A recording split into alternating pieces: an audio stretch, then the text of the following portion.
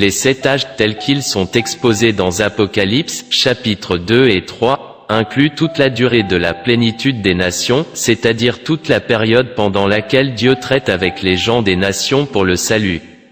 Dans chacun des âges, sans exception, la même chose est dite au début et à la fin du message à chaque âge.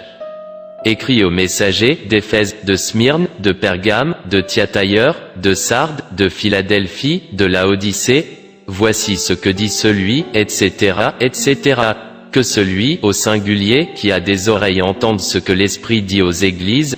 Remarquez ici que dans chaque âge, Jésus, par l'Esprit, ne s'adresse qu'à une seule personne en ce qui concerne la parole pour cet âge-là.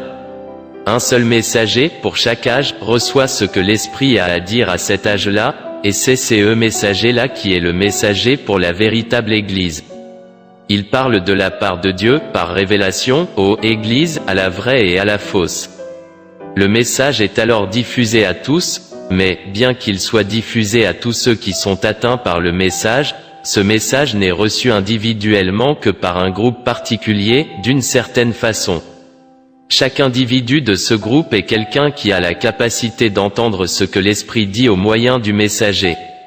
Ceux qui entendent ne reçoivent pas leur propre révélation particulière, pas plus qu'un groupe ne reçoit sa révélation collective, mais chaque personne entend et reçoit ce que le messager a déjà reçu de Dieu.